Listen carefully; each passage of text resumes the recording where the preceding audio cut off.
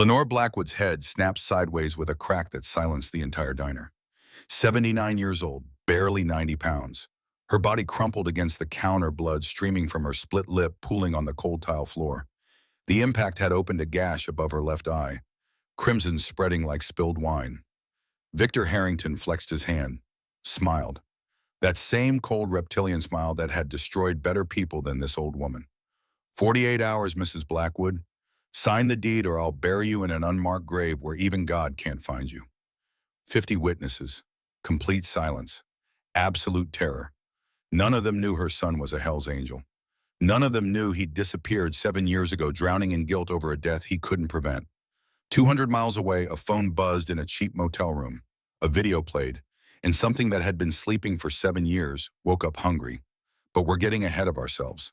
Let's go back to the beginning, to the morning when everything changed, to the moment before the slap that would bring an army of motorcycles screaming across the Arizona desert. Lenore Blackwood's hands moved through the darkness with the certainty of 45 years of ritual. Key in the lock. 3 tumbler clicks. Push the door with your shoulder because the frame swells in summer. Flip the breaker switches left to right. Fluorescent lights stuttering to life, casting harsh shadows across red vinyl booths and a counter worn smooth by 10,000 elbows. The Sunrise Diner hadn't changed since 1978. Same jukebox in the corner unplugged for a decade. Same Formica tables with cigarette burns from when smoking was still allowed. Same photograph of a young man in a leather jacket hidden behind the sugar jar where only Lenore could see it. Her son, Garrett. 25 years old in that picture. 52 now if he was still alive. That word had haunted her for 7 years. 7 years of silence. 7 years of waiting for a phone call that never came, a knock on the door that never sounded a glimpse of that familiar silhouette that never materialized. Lenore lifted the photograph. Dust particles danced in the pre-dawn light. Garrett's face stared back at her, frozen in time. That wild grin, those eyes that had seen too much even then. "Where are you, baby?" she whispered to the empty diner. The photograph had no answer. It never did. She set it back behind the sugar jar, precisely in the same spot, precisely the same angle. Some rituals you don't break even when they break your heart. The coffee maker gurgled to life. Dark roast, same blend Frank had used when he first opened this place. Back when Dusty Ridge was actually thriving. Back when the copper mine was still running and men came off shift with dirty hands and full wallets. Back when the future looked like something worth believing in. Frank Blackwood had built this diner brick by brick. Literally, Lenore had watched him lay the foundation in the scorching summer of 1907, sweat pouring down his back, hands blistered and bleeding. He'd refused help, said a man's legacy should be built by his own hands. "This is for our boy," he told her one evening, pointing to the hand-painted sign that would hang above the door. "Someday Garrett will run this place. Someday he'll understand what it means to build something that lasts." But Frank never saw his 50th birthday. A mining accident in 1998. Roof collapse. 3 men dead instantly. Frank had lingered for 2 days holding Lenore's hand, whispering apologies he didn't need to make. 12 years in the ground now. 12 years of waking up alone. 12 years of running this diner by herself because selling it would mean admitting that everything Frank had built didn't matter anymore. Lenore poured herself coffee. Black, no sugar. The first sip burned her tongue the way it always did, the way it was supposed to. Her hands shook slightly. Not from age, from the medication she couldn't afford to keep taking. The pills that kept the pain manageable. The pills that cost $300 a month on a Social Security check that barely covered rent. But she didn't think about that. Couldn't think about that. Not yet. Not while there was work to do. She moved through the kitchen with practiced efficiency, cracking eggs into a steel bowl, whisking them until the yolks broke and blended, firing up the grill until the surface shimmered with heat, laying out strips of bacon in perfect parallel lines. Every movement was muscle memory. Every step was choreography she'd performed 10,000 times. This was her church. This was her prayer. This was the only thing she had left that made sense in a world that had stopped making sense a long time ago. Outside, the Arizona desert began to wake. Dawn crept over the horizon, turning the sky from black to purple to that particular shade of orange that only exists in the high desert. Saguaro cacti stood like sentinels in the distance. The highway stretched empty in both directions. Dusty Ridge, Arizona. Population 847. Down from 2 to 100 in the mining days. A town that was slowly dying one closed storefront at a time. But the Sunrise Diner still stood, still served breakfast, still kept the lights on. The bell above the door chimed at 6:15. Ivy Fletcher stumbled in, her 4-year-old daughter Chloe half asleep on her shoulder. Dark circles under Ivy's eyes, hair pulled back in a messy ponytail. The exhaustion that comes from being a 28-year-old single mother working 2 jobs and still barely making rent. "You're early again, Mrs. Blackwood." Lenore didn't look up from the grill. "Couldn't sleep." "You never sleep." That was true. Sleep had become something other people did. Something that required peace of mind, and Lenore Blackwood's mind hadn't been peaceful since the night Garrett walked out of her life. Ivy laid Chloe on the old cot in the back office, tucked a blanket around her small shoulders, kissed her forehead with a gentleness that made Lenore's chest ache. She remembered kissing Garrett like that, remembered thinking that as long as she loved him enough, nothing bad could ever happen. She'd been wrong about that. "Bad dreams again?" Lenore asked, watching Ivy emerge from the office. Ivy grabbed an apron, tied it with practiced efficiency. "Same nightmare, landlord showing up, eviction notice, Chloe and me sleeping in the car." "That's not going to happen, Theresa. You don't know that, Mrs. Blackwood. Rent went up again. 3rd time this year. I'm already 2 weeks behind." Lenore cracked another egg on the grill's edge. Perfect one-handed technique. "You'll make it work. You always do." "I don't know how much longer I can keep saying that." Ivy Hung had shown up at this diner 5 years ago. 5 months pregnant, no references, no experience, desperation written across every line of her face. Every other business in town had slammed doors in her face. Single mother, no father in the picture, no family to fall back on. Lenore hadn't asked a single question, just handed her an apron and said, "You start tomorrow, 6 a.m. Now Ivy was the best waitress Lenore had ever had. Fast, efficient, remembered every regular's order, never complained, never called in sick, even when she should have. "He's not coming back, Mrs. Blackwood." Ivy's voice was gentle, careful. "It's been 7 years." "I know." "Then why do you keep watching that road?" Lenore finally looked up. Her eyes were wet, though she'd swear it was just steam from the grill. "Because that's what mothers do, sweetheart. We wait, we hope. We refuse to believe that the worst thing we can imagine has already happened." The bell chimed again at 7:30. Henry Castellanos, owner of the hardware store 3 doors down. 62 years old, flannel shirt, work boots, hands calloused from a lifetime of honest labor.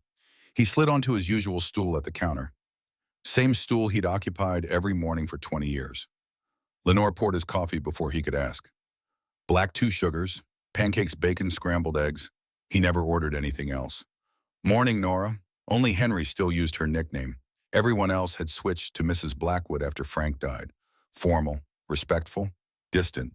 But Henry had been Frank's best friend, had helped him lay the foundation of this diner, had stood beside Lenore at the funeral, holding her up when her legs couldn't. Henry. He dumped sugar into his coffee, stirred it slowly, not looking at her. That meant bad news. Henry only avoided eye contact when he had to deliver bad news. "We need to talk." "I'm busy, Henry." "Town meeting last night. Harrington's making his move." Lenore's hand froze mid-pour. Coffee overflowed Henry's cup, spilling across the counter. She grabbed a rag, wiped it up with sharp, angry movements. "What kind of move?" Henry lowered his voice, even though the diner was mostly empty. Old habit from the mining days when the foremen were always listening. "Final offer. Everyone on this block either sells by Friday or faces consequences." "What kind of consequences?" "The Garcia family. Someone slashed their tires. All 4 cars. Same night they refused to sign." Lenore's jaw tightened. "That's illegal." "So is half of what Victor Harrington does, but he owns the sheriff, owns the mayor. Hell, he probably owns the judge too." "I'm not selling, Henry." "Nora, my husband built this place brick by brick. He died before he could see our 30th anniversary. But this diner," her voice cracked. She swallowed hard, forced the words out. "This is his legacy. I'm not handing it to some developer so he can build a casino." Henry shook his head slowly. "Frank would want you safe more than he'd want the diner standing. Frank would want me to fight." "Frank's dead, Nora, and if you're not careful, you will be too." The words hung in the air like smoke, heavy, suffocating. By 8:30, the diner was packed. Truckers stopping for breakfast on the long haul between Phoenix and Albuquerque.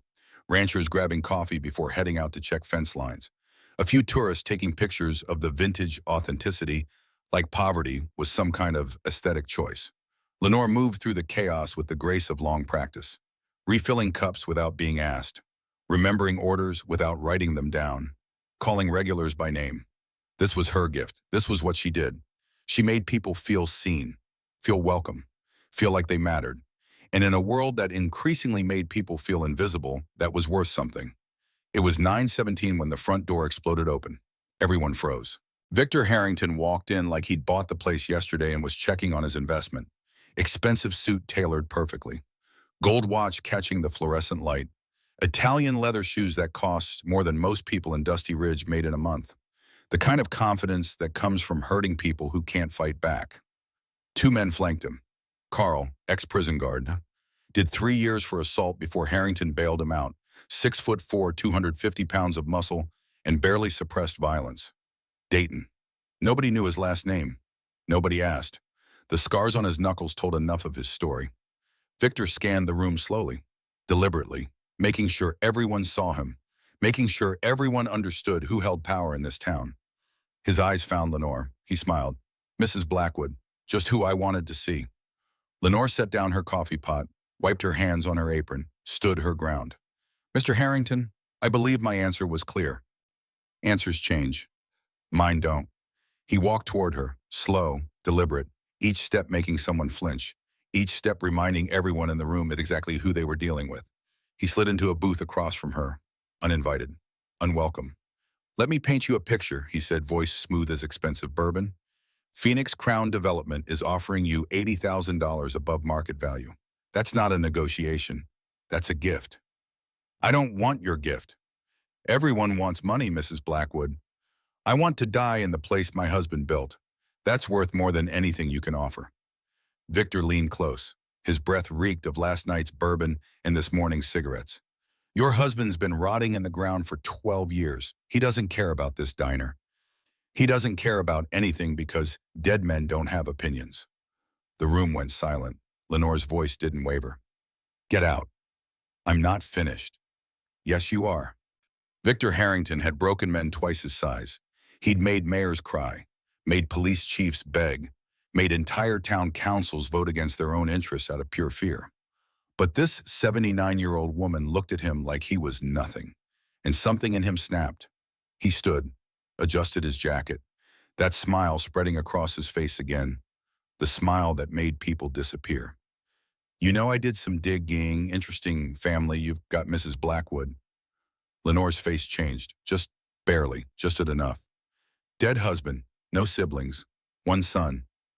Every muscle in her body went rigid. Garrett Blackwood ran with the Hells Angels, big bad biker until he got a kid killed and ran away like a coward. Don't what? Tell the truth, Victor laughed. Cold, cruel. Your son let a 22-year-old boy bleed to death on the highway. Then he disappeared, no funeral, no apology, just gone. 7 years of nothing. You don't know anything about my son. I know he's not here. I know he abandoned you. I know that when I take this diner, and I will take it, there's not a damn thing anyone can do to stop me. Lenore stood, all 5 feet of her looking up at this monster. My son made mistakes, but he's more of a man than you'll ever be. Victor's eye twitched. What did you say? You heard me. The slap came so fast most people didn't even see it happen. One moment Lenore was standing.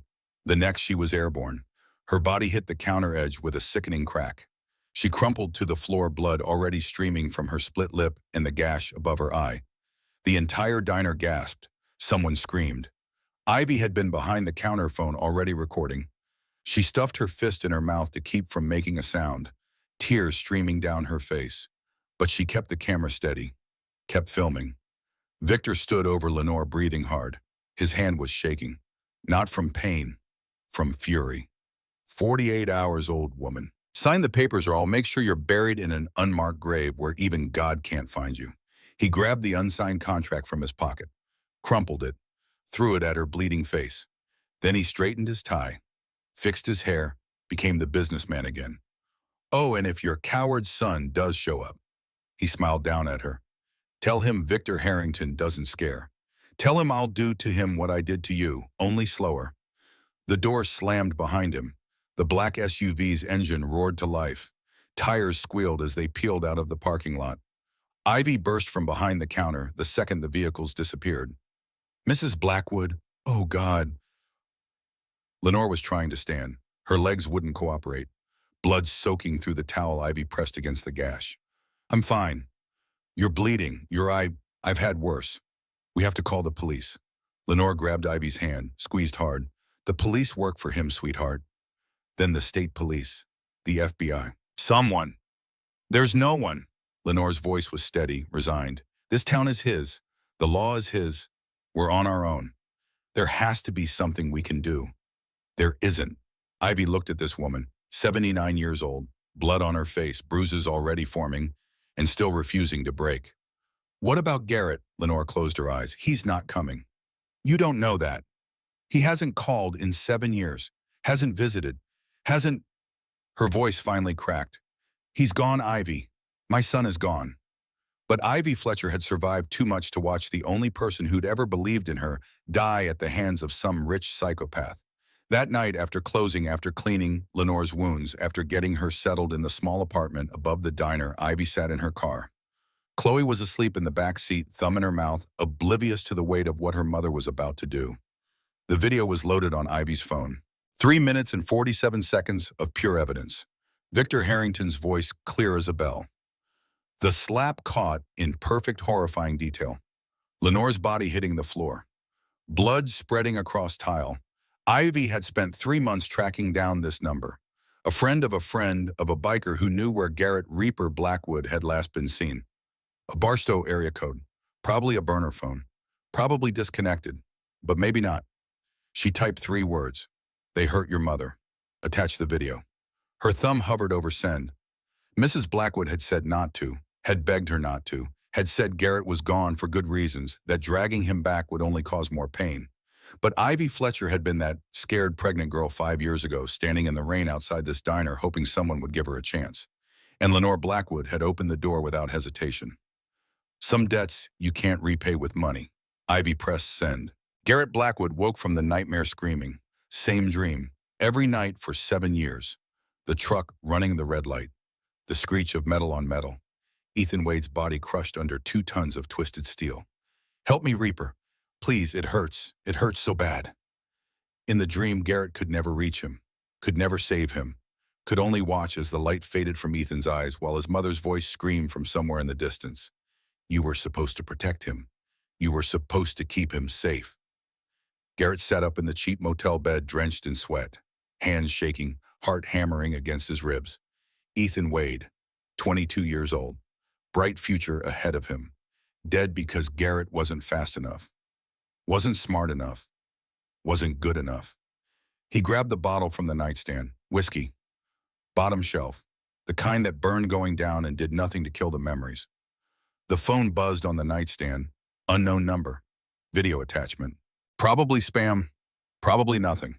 He almost deleted it, almost threw the phone across the room and went back to drinking until the sun came up and another day of existing began. But something made him press play. The video loaded, and Garrett Blackwood's world ended. His mother, on the floor, blood on her face, a man standing over her, laughing. 48 hours, sign or I'll bury you next to your husband in an unmarked grave. Garrett watched it again, and again, and again. His hands started shaking, vision blurring. 7 years. 7 years he'd stayed away because he thought he didn't deserve her, because he thought his guilt made him poison, because he thought she was better off without him. And while he was hiding, someone was hurting her. He threw the phone across the room. It shattered against the wall, put his fist through the drywall. Once, twice, 3 times, until his knuckles were bleeding and the pain in his hands almost matched the pain in his chest. He screamed until his throat tore, until the neighbors pounded on the walls, until there was nothing left inside him but fury. Then he went outside. The Harley sat under a tarp behind the motel. 3 years since he'd touched it. 3 years since he'd ridden anything. The bike was exactly as he'd left it. Black paint, chrome pipes, the Hells Angels patch still on the saddlebag. He'd earned that patch through blood and brotherhood, through years of loyalty that most people would never understand, and he'd walked away from it. Because of Ethan, because of guilt, because he thought running would make the pain stop. It never did. Garrett ran his hand over the glass tank, over the handlebars, over the patch that had defined him for 20 years. Then he pulled out a second phone, the one he'd kept charged for 7 years, even though he'd never used it, the one with only 3 numbers programmed into it. He dialed. 3 rings. "Who the hell is this?" The voice was rough, suspicious, but Garrett would recognize it anywhere. "Wolfhound, it's Reaper." Silence. 10 seconds. 20. "You've got some nerve calling this number." "I know." 7 years, Garrett, not one word. "We thought you were dead." "I know." "You abandoned your brothers, abandoned the club, abandoned that boy's mother who still cries at his grave every Sunday." Garrett's voice broke. "I know." "Then why are you calling?" He closed his eyes, saw his mother's face covered in blood, saw her body crumpling to the floor, saw 7 years of abandonment crystallized in one 3-minute video. "Someone hurt my mother." The line went quiet. "Say that again." "Some developer tried to force her to sell her diner. When she refused, he hit her, threatened her, sent someone a video to make sure I knew she was suffering." More silence. Then Wolfhound's voice cold as winter steel. "Where are you, Barstow?" "She's in Dusty Ridge." "Yeah. We'll be there tomorrow, noon." Garrett's throat tightened. "Wolfhound, don't. This isn't forgiveness. This is family. And nobody touches family. Not even family that ran away." The line went dead. Garrett stared at the bike for a long time. 3 years since he'd ridden. 3 years since he'd felt the wind on his face or the engine beneath him. He'd told himself he didn't deserve it, that men who let boys die shouldn't feel freedom. But his mother was bleeding, and some things were bigger than guilt. He threw his leg over the seat, turned the key. The Harley roared to life. The sound echoed across the empty parking lot. Pure. Primal. Perfect. Garrett Blackwood hadn't been Reaper in 7 years. Tonight Reaper was riding home. The desert highway stretched ahead of him. Dark. Empty. 200 miles of asphalt between him and the woman who'd given him life. 200 miles between the man he'd become and the son he used to be. He twisted the throttle. The bike surged forward, wind screaming past his ears, engine thunder drowning out the voices in his head. And somewhere ahead, in a small town in Arizona, an old woman sat by her window at 2 a.m., ice on her split lip, bandage above her eye, watching the empty road like she'd done every night for 7 years, waiting for a sound she'd given up hope of ever hearing again. The distant rumble of a Harley-Davidson. Growing louder. Henry Castellano stepped out of the hardware store balancing a box of nails and his third cup of coffee. The morning heat was already brutal, 103 degrees, and it wasn't even noon yet. He heard it before he saw it. Low, distant, like thunder rolling across the desert floor. Henry set down the box, looked toward the highway. Nothing but heat shimmer and empty asphalt stretching to the horizon. But the sound was growing. Not thunder. Engines. One motorcycle crested the hill on Route 66, chrome blazing in the Arizona sun, black leather. Hell's Angels patch visible, even from a quarter-mile away. Henry's coffee slipped from his fingers. The cup shattered on the sidewalk because the one motorcycle became 10, then 30. Then 93 bikes rolling into Dusty Ridge in perfect V formation, engines synchronized like a military parade. The sound shook windows, rattled doors, made the ground vibrate beneath Henry's feet. People emerged from stores, from homes, from the post office and the bank and the empty lot where the movie theater used to be. Everyone staring, everyone frozen. The Hells Angels came to a stop in the middle of Main Street, engines cut simultaneously. Silence crashed down like a physical force. At the front of the formation sat a man on a black Harley-Davidson, 52 years old, gray threaded through his beard, eyes that had seen things civilians couldn't imagine. The kind of stillness that only comes from violence survived and lessons learned the hard way. Garrett Blackwood had come home. Inside the Sunrise Diner, Lenore was wiping down tables. Her left eye was swollen shut, purple and black. The gash above her eyebrow held together with butterfly bandages.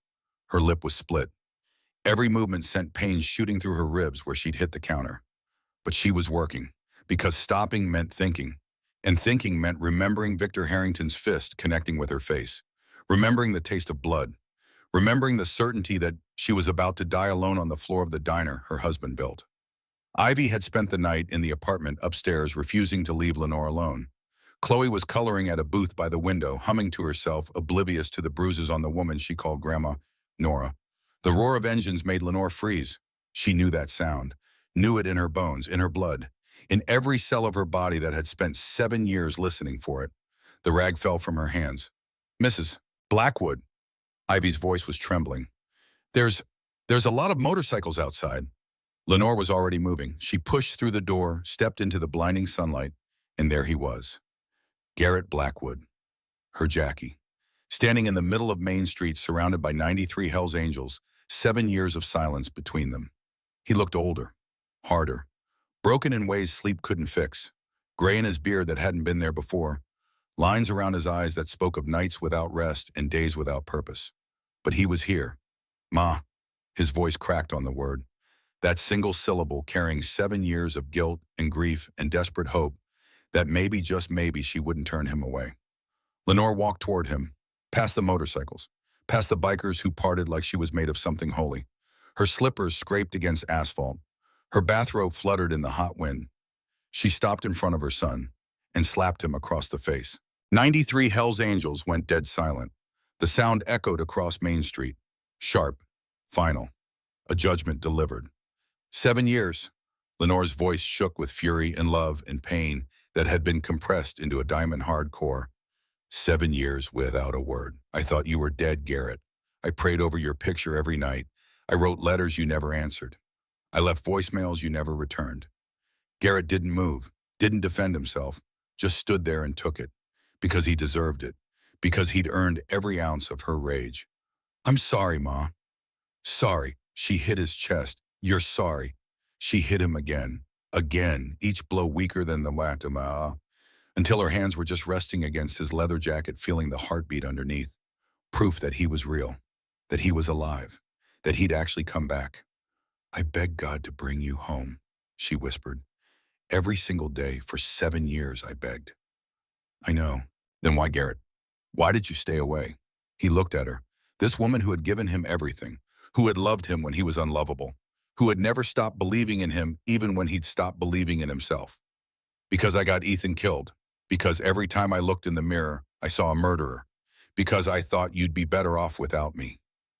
Better off? Lenore grabbed his face, forced him to look at her, to see past his own guilt to the truth she'd been carrying alone. I lost your father to a mining accident. I almost lost you to that motorcycle life. And then I lost you anyway because you decided my love wasn't enough to stay for. Ma, I don't care what you did. Her voice broke. I don't care who you think you are. You're my son, and I have never stopped loving you. Not for 1 second. Not for one breath. Garrett fell to his knees in the middle of Main Street, wrapped his arms around his mother, and sobbed like a child. Lenore held him, just held him while 93 Hells Angels stood guard around them, while the town of Dusty Ridge watched something they'd never expected to see. A prodigal son coming home. A mother's love refusing to diss even when everything else had.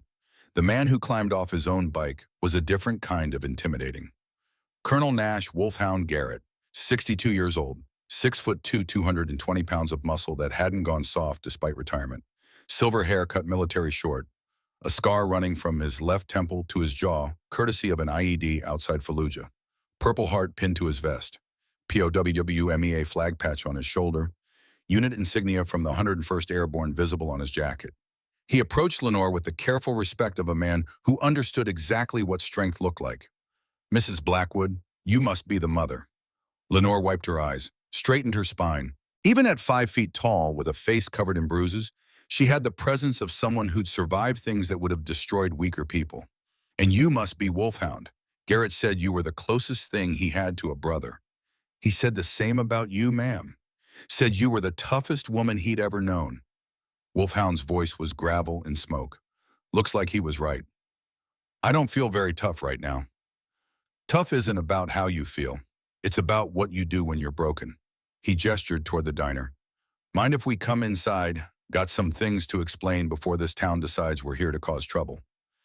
10 minutes later, 93 Hells Angels were scattered across Main Street, some sitting on their bikes, some standing in groups, all of them watching, waiting. But the core group, Wolfhound Garrett and 5 other senior members, sat in the Sunrise Diner's biggest booth. Ivy poured coffee with shaking hands. Chloe had crawled into Garrett's lap without asking, recognizing something safe in this stranger with kind eyes. Wolfhound wrapped his scarred hands around the coffee cup. Mrs. Blackwood, I need you to understand something. We're not a gang. We're not criminals. We're Lily's Legacy Foundation, 501c3 nonprofit, been operating for 20 years. Lenore sat across from him, ice pack pressed to her swollen eye. I don't understand.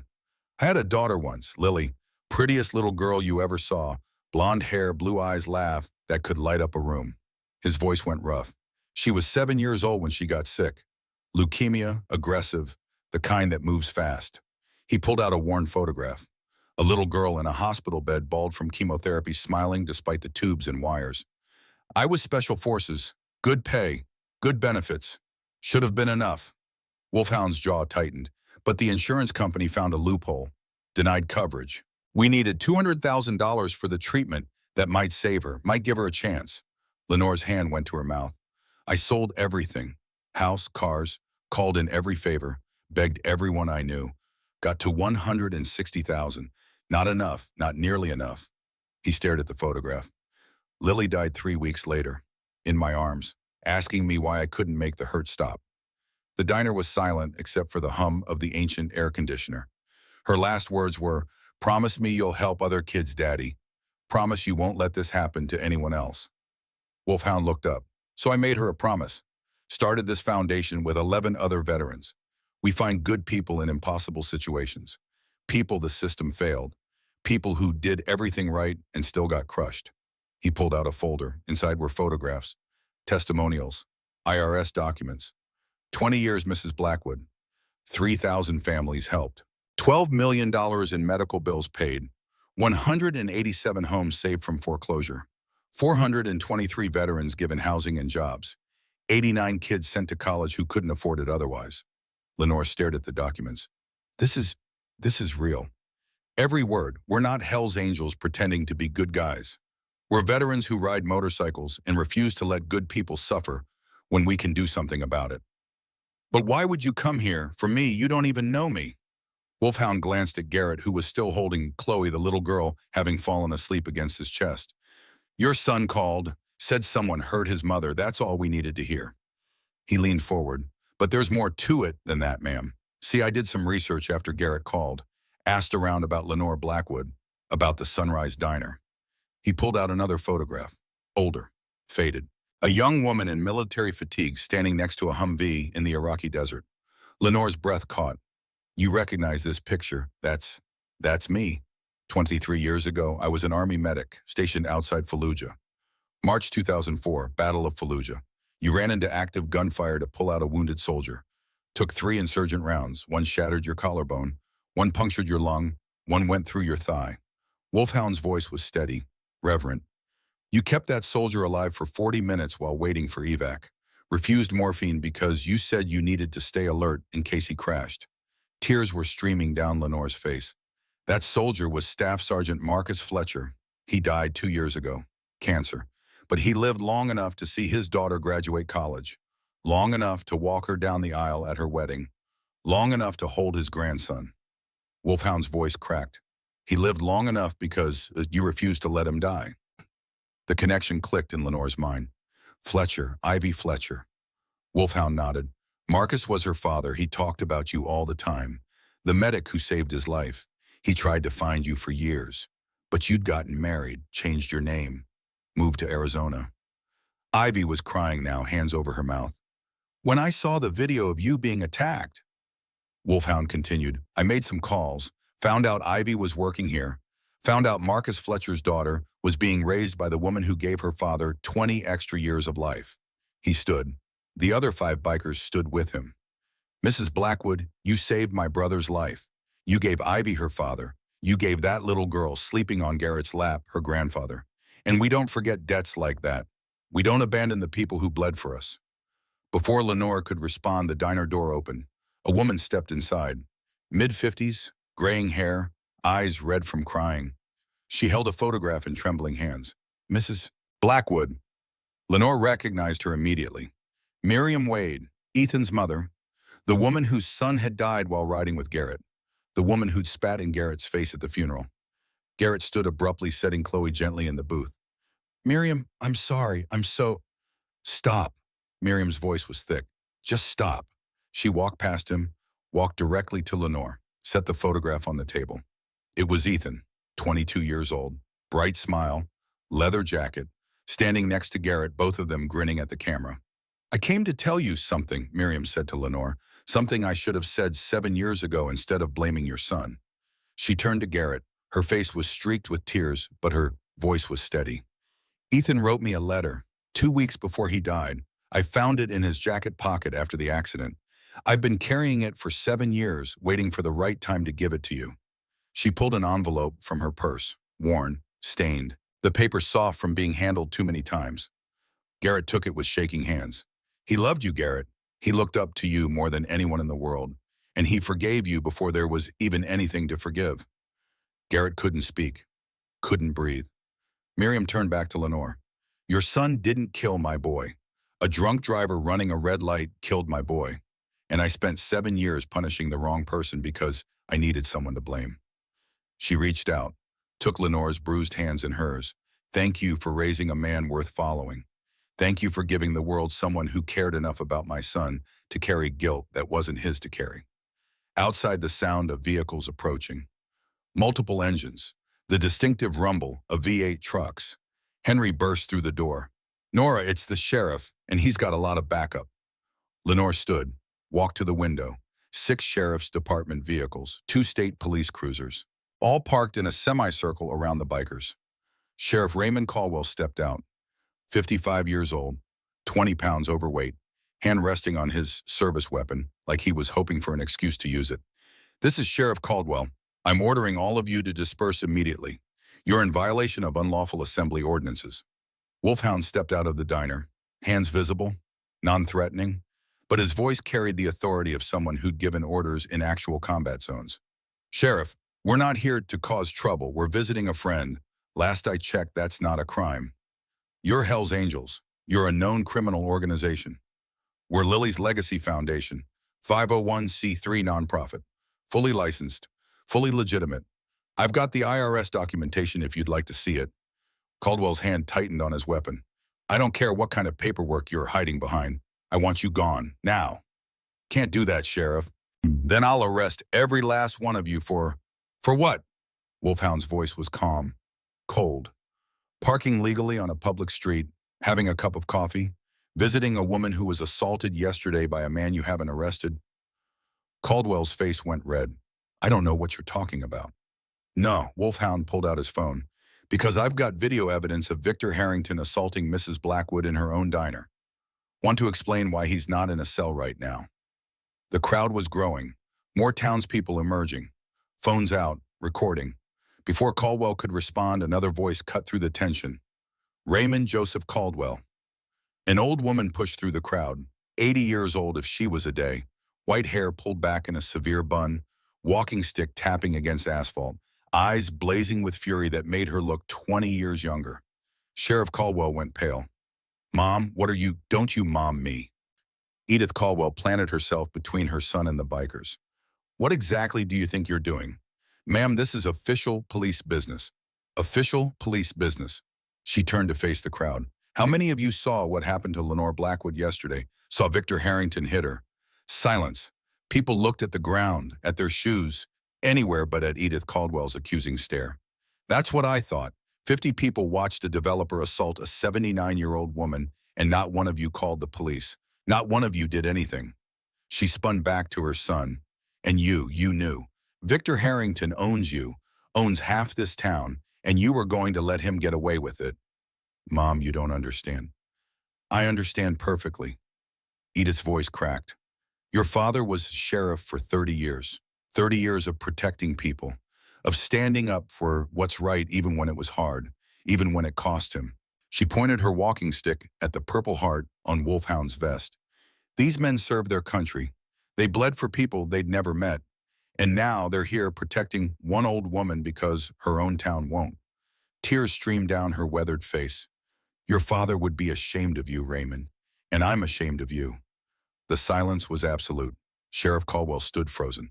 20 years of compromises, 20 years of looking the other way, 20 years of choosing the easy path over the right one. And his mother, the woman who'd raised him, to be better calling him out in front of everyone. He looked at Lenore, at the bruises on her face, at the evidence of his failure written across her body. Then he looked at Wolfhound, at the Purple Heart, at 93 men who'd dropped everything to defend a stranger. Something cracked in Raymond Caldwell's face. He turned to his deputies. "Stand down." "Sir." "I said stand down." His voice was hollow, defeated. "These men aren't breaking any laws." He walked back to his cruiser, sat in the driver's seat, and for the first time in 20 years, Raymond Caldwell put his face in his hands and cried. The crowd began to shift. One person stepped forward, then another, a woman in her 40s. "Mrs. Blackwood, these men, they paid for my son's heart transplant 3 years ago. We couldn't afford it. The insurance denied coverage. They gave us $80,000, no strings attached." An elderly man. "They saved my mother's house when the bank was foreclosing, paid off the mortgage, said they didn't want another veteran's widow losing her home." A teenager. "They gave me a full-ride scholarship. I'm studying pre-med now, because of them." One by one, people stepped forward, people the foundation had helped, people who'd been saved by these criminals when their own community had turned away. And one by one, they apologized to Lenore for not standing up yesterday, for not calling the police, for being too afraid of Victor Harrington to do the right thing. Lenore stood in the middle of it all, overwhelmed. These rough men in leather and patches had done more for her town than she'd ever known, had helped more people than she could count, and they'd come when she needed them most. Wolfhound put a hand on Garrett's shoulder. "We're not leaving, brother. Not until this is finished." Garrett looked at his mother, at the tears streaming down her face, at the community finally coming together around her. "Thank you," he whispered. "That's what family does." Inside the diner, after the crowd dispersed, after promises were made and plans discussed, Lenore found herself alone with Garrett in the back office. The same office where Frank used to do the books, where Garrett used to do his homework as a boy, where everything important in their small lives had always happened. "Ma, I need to ask you something." "Anything, baby." Garrett's voice was barely audible. "Why didn't you sell? You could have taken the money, moved somewhere safe, started over." Lenore sat down heavily. The adrenaline was fading, the pain was coming back, sharp, insistent. "Your father proposed to me in this diner. Did you know that?" Garrett shook his head. "We were 22, broke, scared. He got down on one knee right there by the jukebox and asked me to build a life with him." Her eyes went distant. "We poured everything into this place, every penny, every dream, every hope we had for the future." She looked at her son. "When your father died, I wanted to die too. I wanted to sell everything and disappear. But then I realized this diner isn't just a building. It's not just a business. It's him. It's every memory I have of him.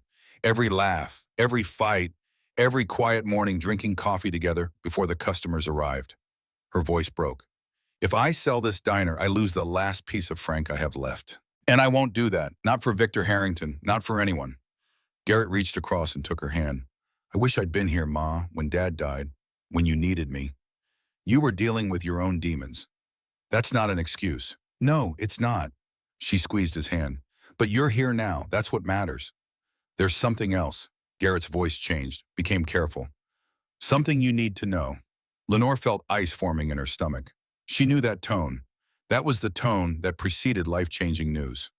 "Ma, when did you last see a doctor?" "I'm fine, Garrett." "When?" She looked away. 3 months ago." And the silence stretched. Outside, bikers laughed. Engines rumbled. Life continued like the world wasn't about to crack open. "Pancreatic cancer, stage 4. The words hung in the air like smoke. Heavy, suffocating. Garrett's face went white. No, there must be a mistake." "There's no mistake, baby. I've known for 3 months. "How long?" 6 months, maybe less. "We'll fight it." Garrett's voice was desperate, frantic. "Seconds opinions, specialists, experimental treatments, whatever it takes." Lenore reached up, touched his face. "Garrett, I'm 79 years old. I've lived a full life, a good life. That's not, you can't just, I want to spend my last months right here in this diner, with you, with the people I love, not in some hospital being poisoned by chemicals that might buy me a few more weeks." "Ma, please." "I'm not asking for permission, sweetheart. I'm telling you how this is going to be." Her voice was gentle but firm. "You don't get to come back into my life and immediately start making my decisions for me." Garrett broke. He fell to his knees, put his head in his mother's lap, and cried. Lenore ran her fingers through his hair like she'd done when he was a boy, soothing, endless, the way mothers do. It's okay, baby. It's going to be okay. But it wasn't okay. And they both knew it. At 3 a.m., glass shattered. Garrett was downstairs, instantly moving through the dark diner with the automatic precision of someone trained for combat. Wolfhound appeared beside him, equally silent, equally deadly. The back window was broken, and beyond it, the storage shed was burning. Flames licked up the wooden walls, consuming everything inside. 40 years of Frank Blackwood's tools, his workbench, the chair he'd made for Lenore on their 10th anniversary. Memories turning to ash and smoke. Lenore appeared in her bathrobe, stared at the fire. Ma, get back inside. No. Her voice was flat, empty. I'm done hiding. She walked toward the burning shed. Garrett grabbed her arm. It's not safe. Nothing's safe anymore, Garrett. She pulled free, kept walking. She stood 10 feet from the flames, close enough to feel the heat, close enough to smell 40 years burning. Garrett stood beside her. We can rebuild. I'll get Dad's tools replaced. Things can be replaced, Garrett. Lenore's voice was steady, resigned. People can't. She watched the shed collapse, watched sparks spiral into the dark sky, watched everything tangible of Frank Blackwood disappear. And she didn't cry, because she'd learned something in 79 years, something that Victor Harrington would never understand. Love isn't stored in objects, it's stored in people, in memories, in the choices we make when everything else is burning down. The shed was gone by dawn, but Lenore Blackwood was still standing, and that was all that mattered. The Phoenix Crown Development headquarters sat dark and silent. 32 floors of steel and glass, Victor Harrington's monument to greed. 6 motorcycles coasted into the underground garage. No headlights, engines cut a block away. Wolfhound and 5 veterans moved through shadows like ghosts. These men had conducted nighttime operations in Fallujah. They knew how to be invisible. The security guard never saw them coming, just felt the hand on his shoulder and looked up into Wolfhound's scarred face. Evening, son. Take a 20-minute break. Coffee's on me. Don't come back until 3:15. The guard looked at the Purple Hearts, the combat patches, the kind of men you don't question.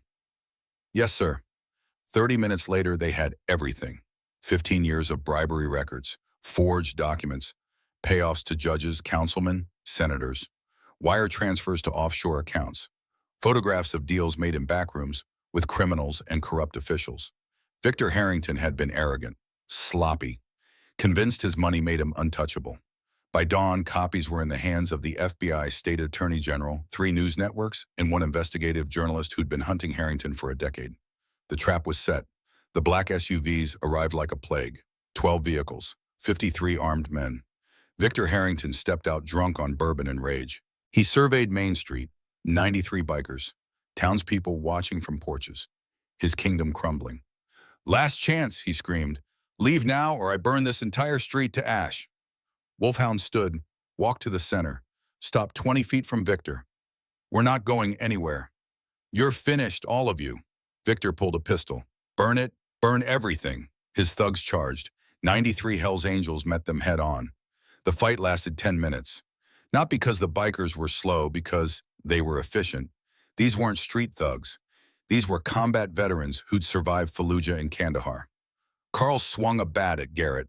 Garrett ducked, countered with a punch that broke Carl's nose. Second punch cracked ribs. Third put him on the ground unconscious. That's for my mother. All around, Victor's hired muscle fell. These weren't fighters. They were bullies who'd never faced real resistance. When confronted with men who'd survived actual combat, they broke. 10 minutes. 53 men running for their vehicles, bloody and beaten. But Victor Harrington didn't run. He stumbled through the chaos, pistol in hand, eyes wild with rage and bourbon, and the realization that his empire was crumbling.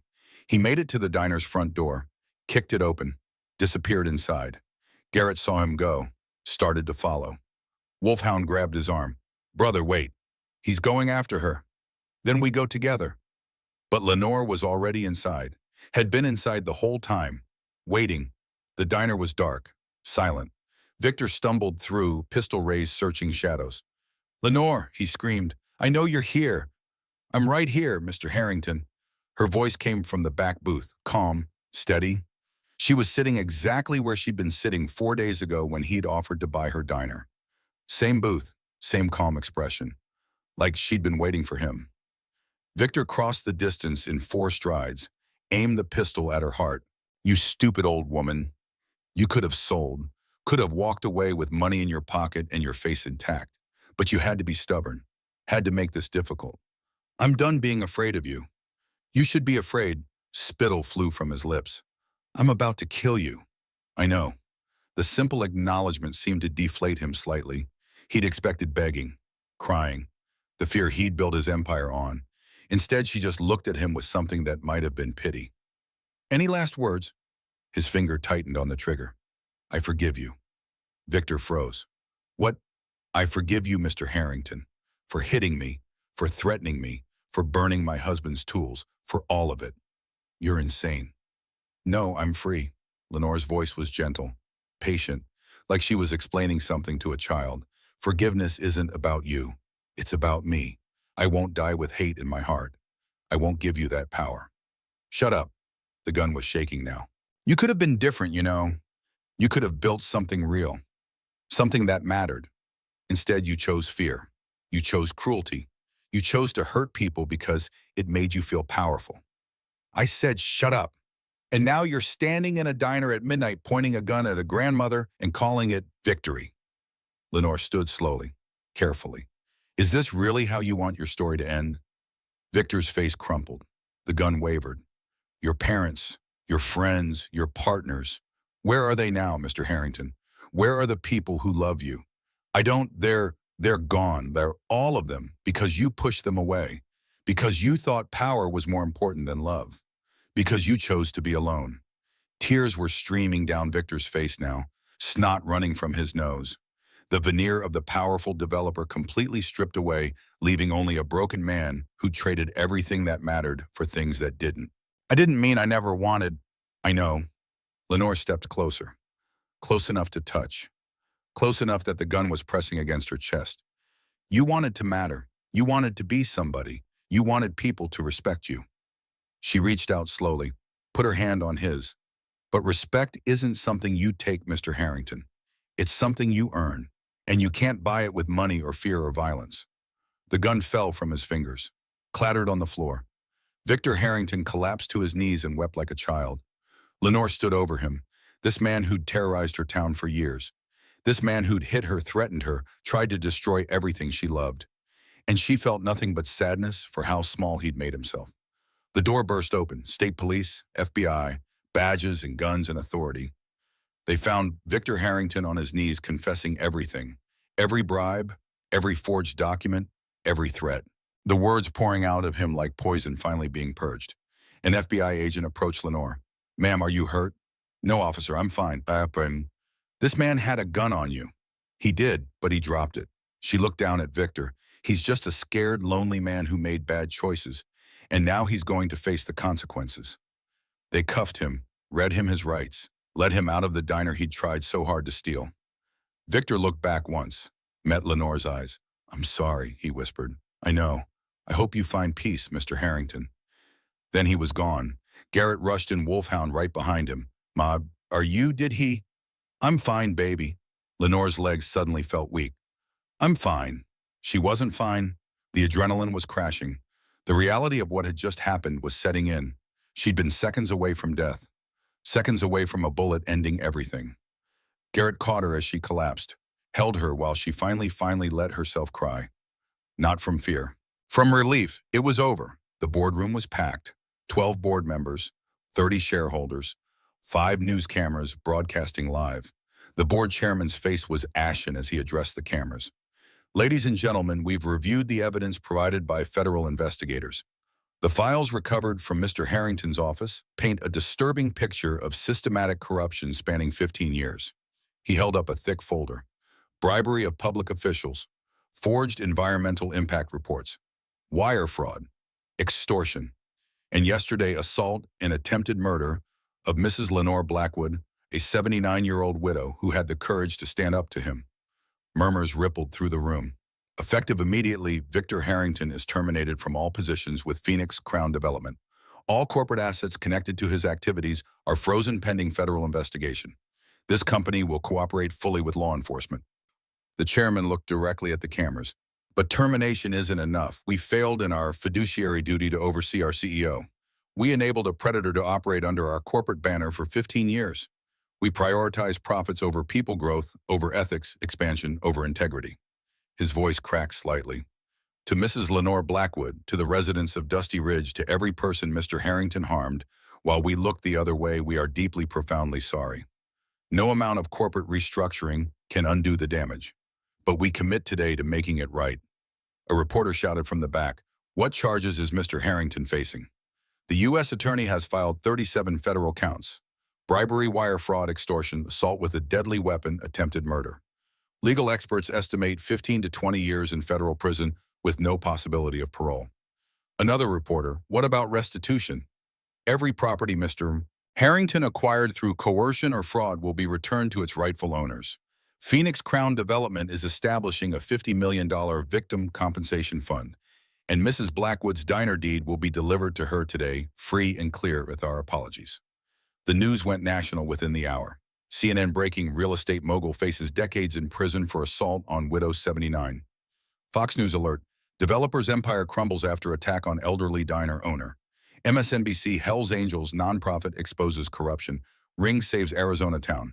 NBC: video of assault goes viral, sparks investigation into corporate crime. Victor Harrington's mugshot was everywhere. Perp walk footage played on loop. Legal analysts dissected the charges. Business reporters cataloged the collapse of his empire. The public destruction he'd inflicted on others for 15 years now turned on him with the full force of media saturation. Poetic justice served cold and broadcast in high definition. 1 week later, Dusty Ridge Sunrise Diner. Lenore sat in the back office, Garrett beside her, Wolfhound standing with 3 envelopes. Mrs. Blackwood, the foundation's board voted unanimously. "We'd like to help." He set the first envelope on the desk. "What is this?" "Open it." Inside, a check for $25,000. Lenore's hand went to her mouth. "I can't. This is too much." "That's for your medical bills, past and future. Every treatment, every medication, every doctor's visit, completely covered.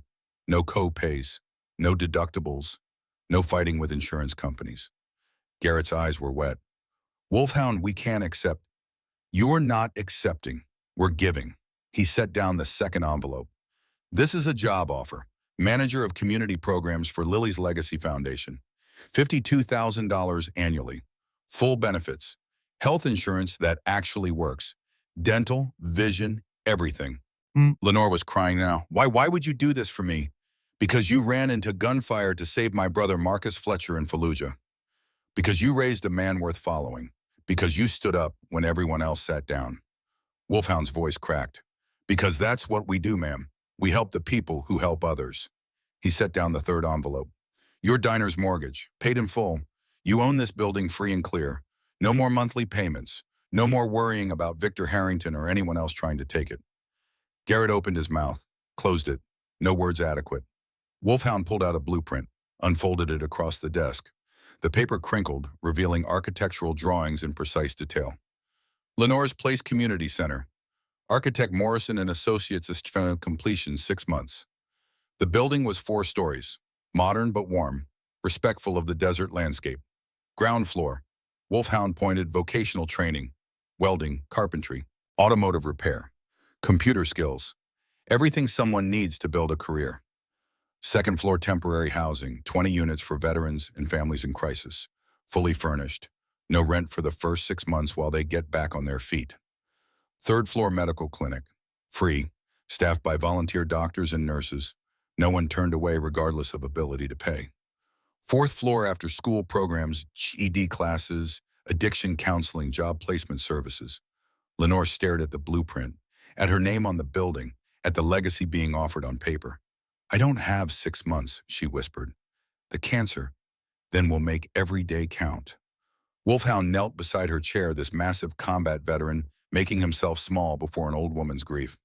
"Your body might be dying, ma'am, but your impact is just beginning." He pointed to a notation on the blueprint. "You'll hire the staff. You'll decide who gets help. You'll build the programs. You'll train the people who'll run this place long after—" His voice caught. "Long after you're gone. Your legacy won't be measured in months, Mrs. Blackwood. It'll be measured in lives changed." Garrett put his arm around his mother. She leaned into him, tears soaking into his leather jacket. We'll do it together, Ma. Every step. Promise, promise. The cancer was winning. Lenore had maybe 3 weeks left, maybe less. Stage 4 pancreatic cancer didn't follow neat timelines. It consumed, it destroyed. It didn't care about unfinished business or final goodbyes. But she'd spent those 6 months exactly how she wanted. Every morning, Garrett made her coffee. Black, no sugar, the ritual unchanged. They'd sit on the porch of the diner and watch the sun come up over the desert, not talking much, just being together. Making up for 7 years of silence, one sunrise at a time. Every afternoon, Chloe visited after school. Would climb into Grandma Nora's lap carefully now because Grandma Nora was fragile and tell her about her day. About her teacher, Mrs. Rodriguez. About her best friend, Sophie. About the classroom goldfish that she was absolutely certain understood English and was possibly a secret agent. Lenore lived for those visits, for that little girl's laugh that made the pain recede if only for an hour. Every evening, Ivy would close the diner and the four of them would have dinner together. Garrett, Ivy, Chloe, Lenore, a family that had formed not from blood, but from choice, from showing up, from staying when leaving would have been easier. Every Tuesday, Miriam Wade visited, brought flowers, sat with Lenore and told stories about Ethan, about the boy he'd been, the man he'd been becoming, the dreams he'd had. And slowly, story by story, memory by memory, Garrett's guilt began to heal. Not disappear guilt like that never fully disappears, but transform into something bearable. Something that didn't feel like drowning. One Tuesday afternoon, Miriam brought the letter, the one Ethan had written 2 weeks before he died. Garrett read it with shaking hands, Lenore beside him, both of them crying before he finished the first paragraph. Dear Reaper, I know this is weird writing a letter to someone I see every day, but there are things I want to say that I can't say out loud. Guy stuff, I guess. You've been more of a father to me than my real father ever was. He taught me how to be angry, how to break things, how to hurt people. You taught me honor, loyalty, what brotherhood actually means. You never treated me like a kid, even when I acted like one. Every time I fell, you were there to pick me up. Every time I doubted myself, you reminded me why I started writing in the first place. I don't know what the future holds. Maybe I'll earn my full patch someday. Maybe I'll start my own family. Maybe I'll do something that makes a difference. But whatever happens, I want you to know something. You saved my life, Reaper. Not from a bullet or a crash. You saved me from becoming my father. You saved me from being angry and bitter and alone. Because of you, I know what it means to be part of something bigger than yourself. To stand for something, to be a man worth following. So thank you for everything. For believing in me when nobody else did. For showing me a better way. I'll make you proud someday. I promise. Your brother Ethan. Garrett finished reading. Looked up at Miriam through tears that wouldn't stop. He didn't blame me. He loved you. Miriam's voice was thick. He worshipped you. And I'm so sorry that I made you carry guilt that was never yours to carry. She reached across, took both of Garrett's hands in hers. My son died because a drunk driver ran a red light. Not because of you, not because you failed. Because sometimes terrible things happen to good people, and there's nothing anyone can do to stop it. Lenore squeezed Garrett's shoulder. She's right, baby. But I was his captain. I was supposed to protect him. You did protect him, Miriam said fiercely. You protected him from becoming like his father. You protected him from a life of anger and violence. You gave him 2 years of brotherhood and purpose and feeling like he mattered. That's not failure, Garrett. That's love. Something in Garrett's chest that had been locked tight for 7 years finally opened. The breath he'd been holding since Ethan died released. Not all at once. Healing never happens all at once, but enough. Enough to breathe. Enough to forgive himself. Enough to start living instead of just surviving. Thank you, he whispered. Miriam pulled him into a hug.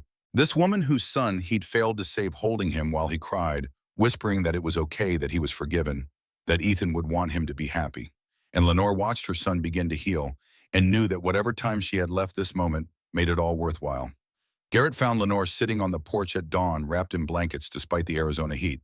She was staring at the Harley parked in front of the diner. Ma, you okay? I have a request. Anything. I want to ride. Garrett blinked. What? Your motorcycle. I want to ride it with you. Ma, the doctor said you shouldn't. The doctor said I'm dying. I'd rather die doing something I've never done than waste what time I have left being careful. She looked at him. I've watched you ride away so many times. I want to know what it feels like. Just once, we shall all on. Garrett wanted to argue, wanted to list all the reasons this was a terrible idea. Wanted to protect her from one more risk in a life that had already asked too much of her. But he looked at her face thin now, skin stretched tight over bones, eyes still bright with the fierce will that had kept her alive this long, and realized she wasn't asking permission. Okay, Ma, let's ride. He wrapped her in blankets, secured her behind him on the Harley, made sure she was holding on tight, her frail arms around his waist. Ready? I've been ready for 79 years. He started the engine. The Harley roared to life, that deep rumble that had called to him since he was a boy. They rode through the desert, past the diner, past the cemetery where Frank was buried, past the abandoned copper mine, into the open country where the sky stretched forever and the road had no end. Lenore held on to her son and felt the wind on her face for the first time in her life, felt the freedom that had called to him all those years, understood finally why he'd needed the road, why he'd chosen wheels and leather and the open highway, why coming home had been so hard. I get it now, she shouted over the engine roar. I understand. Understand what? Garrett called back. Why you couldn't stay? Why the road called you? This feeling it's like flying. Garrett's vision blurred with tears, but he kept riding, twisted the throttle, let the bike surge forward, gave his mother the gift of speed and wind and freedom. They stopped at a scenic overlook, sat on a bench and watched the sun climb higher, turning the desert from purple to gold. Thank you, baby. For what? For this, for coming home, for being here when I needed you most. She took his hand, for being the man I always knew you could be. I wasted 7 years running, and you spent 6 months making it right. That's what counts. She squeezed his fingers. Promise me something. Anything. Promise you'll take care of Ivy and Chloe. Promise you'll give them the family they deserve. The family you deserve. Garrett's throat was too tight to speak. He just nodded. Good, she smiled. That's all I needed to hear. Lenore Blackwood died at 3:47 a.m. on a Tuesday morning. Garrett was beside her, holding her hand. Ivy sat on the other side of the bed, tears streaming silently. Chloe was asleep in a chair by the window, thumb in her mouth, unaware that Grandma Nora's breathing had changed, become shallow, irregular, the long pauses between breaths growing longer. Lenore's eyes opened one last time, focused on Garrett's face. I love you, baby. Her voice was barely a whisper. Live well. I love you, Ma. I know, you came back. That's how I know. She smiled. That same smile she'd given him on his first day of school, his high school graduation, the day he left to join the club. The smile that said she was proud of him no matter what. Then she closed her eyes and let go. The machine beside the bed let out a long, steady tone. A nurse appeared, checked for a pulse, noted the time. 3:47 a.m. Garrett didn't move, didn't let go of her hand, just sat there holding on to his mother, while Ivy cried and Chloe slept, and the world kept turning like nothing had changed. Even though everything had. 500 people packed the small church in Dusty Ridge. Bikers in leather filled the back pews. Veterans with Purple Hearts and unit patches stood at attention along the walls. Townspeople who'd known Lenore for decades sat weeping in the middle rows. And in the front, Garrett stood at the pulpit, looking out at the sea of faces, trying to find words adequate for a woman who'd given him everything. My mother used to say that angels don't always have wings. His voice cracked. He paused, breathed, continued. Sometimes they wear aprons. Sometimes they have coffee pots. Sometimes they ride motorcycles. A ripple of laughter through tears. She didn't think of herself as special. Never wanted recognition or praise. She just wanted to serve, to love, to make people feel seen. He gripped the sides of the pulpit. I spent 7 years running from this town, running from my mother, running from myself because I thought I didn't deserve her love. And she never stopped waiting, never stopped believing I'd come home. His vision blurred. He wiped his eyes roughly. I'm home now, Ma. I'm finally home. And I promise on everything I am and everything I'll become that I will spend the rest of my life being worthy of your love. He looked at the photograph on the altar. Lenore in her prime, Frank beside her, both of them smiling at a future they'd build together. Rest easy, Angel. You've earned it. He stepped back, sat beside Ivy, who took his hand and held on tight.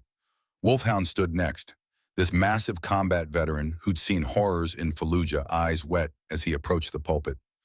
Mrs. Blackwood saved my brother's life in Iraq, ran into gunfire, took 3 bullets, kept him alive for 40 minutes until evac arrived. His voice was steady, reverent. That's who she was. Someone who ran toward danger to save people she didn't know. He looked at Garrett. She raised a man who learned that same lesson, who came home when his mother needed him, who stood between her and evil. That's her legacy, not the diner, not the community center, the people she made better by knowing her. One by one others stood, shared stories, painted a picture of a woman who'd served coffee and saved lives and refused to break even when the world tried its hardest to break her. When the service ended, the Hells Angels formed an honor guard, two lines of motorcycles stretching from the church to the cemetery, engines rumbling as the hearse passed between them, a salute to one of their own. 4 months later, Lenore's Place Community Center, grand opening. The four-story building gleamed in the Arizona sun, modern, impressive. A monument to what's possible when good people refuse to quit. 300 people gathered for the ribbon cutting. Local news cameras, state officials, families who'd already been helped by Lily's Legacy Foundation. Governor Patricia Winters stood at the podium, microphone in hand. Today, we're not just opening a building. We're honoring a woman who showed us what courage looks like. She gestured to the banner hanging above the entrance, Lenore's Place, where angels gather. Lenore Blackwood was assaulted by a powerful developer who thought money made him untouchable. She could have given up, could have sold, could have walked away. Instead, she stood her ground, and in standing, she sparked a movement. The governor held up a document. Today, I'm proud to sign into law the Lenore Blackwood Protection Act. This legislation protects workers and citizens who stand up to corporate corruption.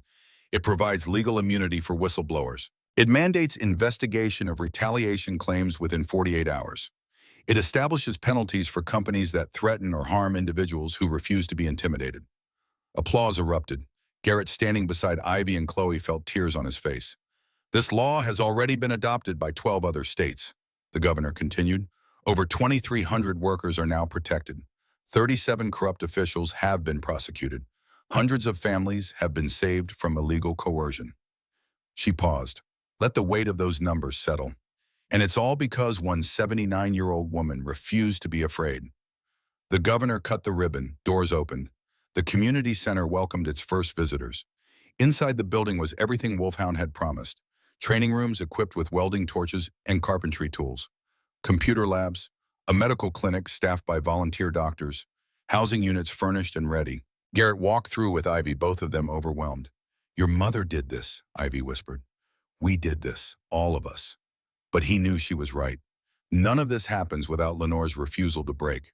Without her standing up when standing meant risking everything. Over the next hour, people shared their stories. A rapid-fire cascade of testimonials that painted a picture bigger than any one person. Maria Rodriguez, mother 32. My son needed a heart transplant. Insurance denied coverage. Said it was pre-existing. Lily's Legacy paid $82,000. Lucas is 8 now, plays soccer, dreams of being a doctor. He's alive because these people refuse to let money decide who lives and who dies. Thomas Barrett, veteran, 58. I came home from Afghanistan with PTSD, couldn't hold a couldn't sleep, ended up living in my car in a Walmart parking lot. They found me, gave me housing, counseling, a job at this center. I've been sober for 2 years. I have a daughter who talks to me again. I have a life. Jessica Chen, teenager, 17. My parents couldn't afford college. I was going to work at the gas station, save money for years, maybe take classes part-time. Lily's Legacy gave me a full-ride scholarship to Arizona State. Pre-med.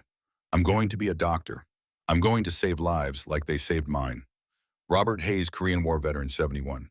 Bank was foreclosing on my house. I'd lived there 30 years, raised my kids there, buried my wife from there. I had nowhere to go. They paid off my mortgage, $16,000.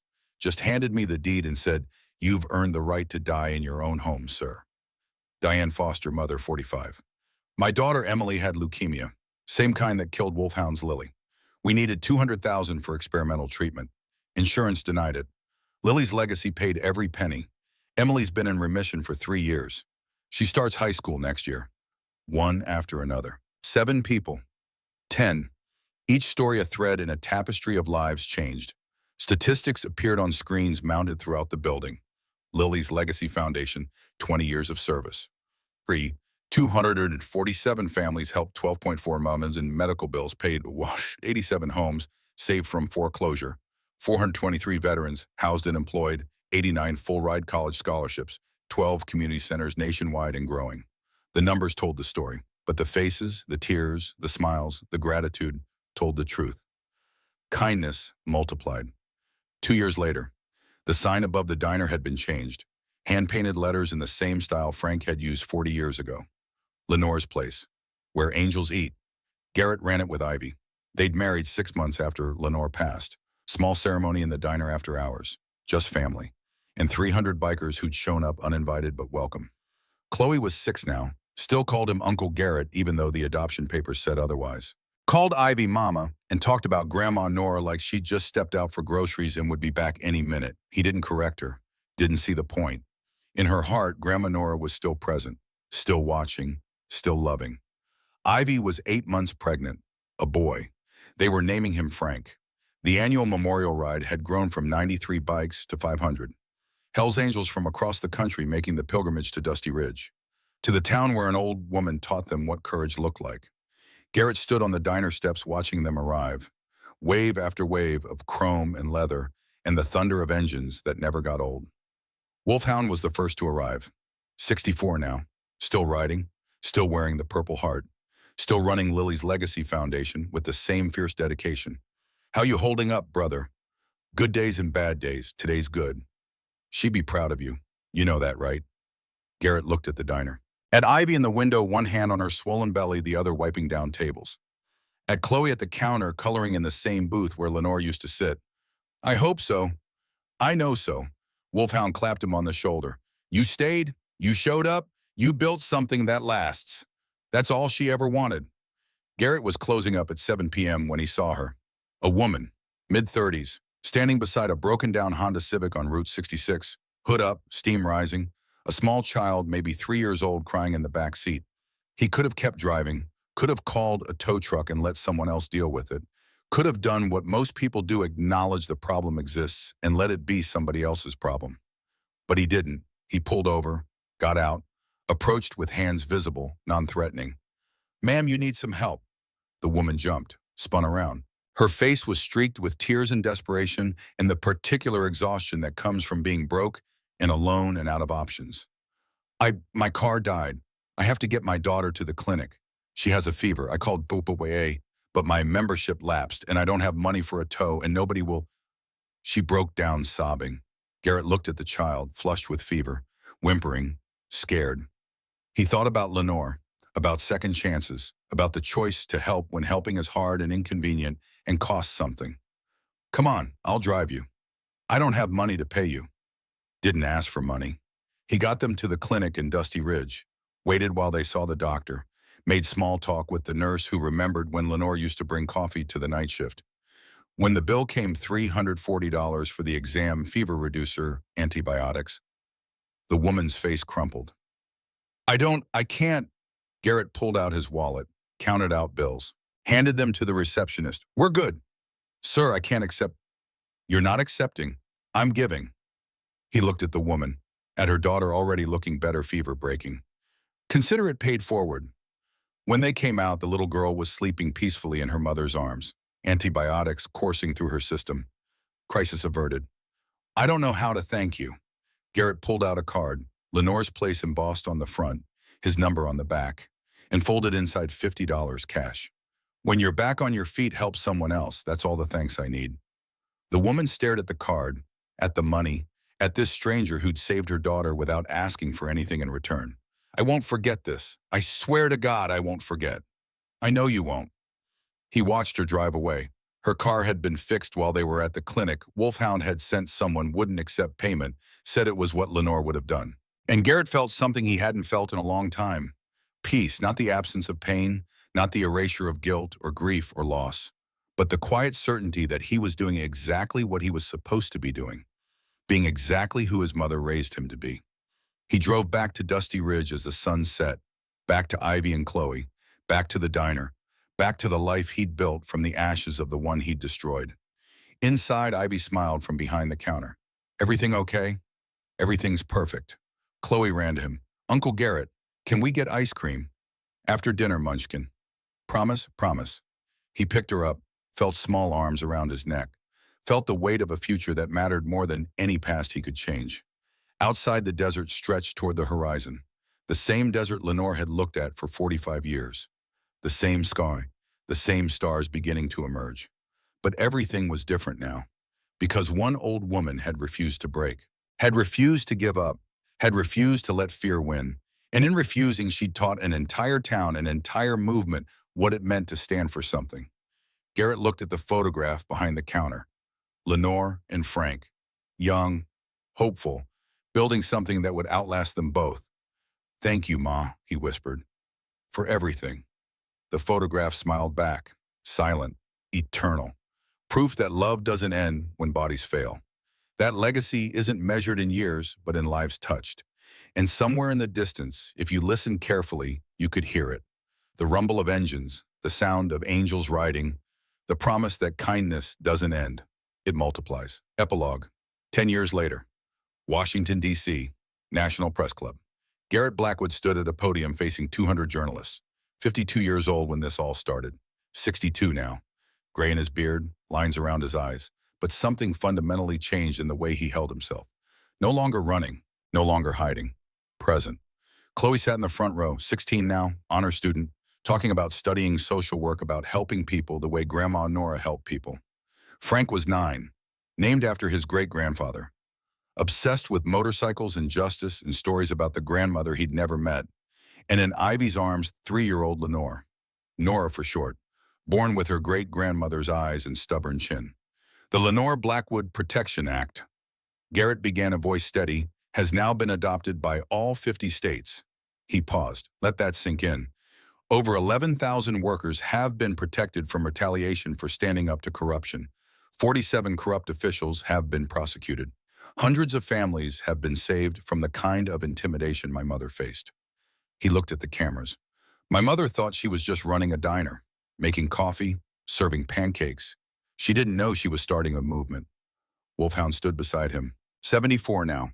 Retired from active riding, but still running Lily's Legacy Foundation with the same fierce dedication.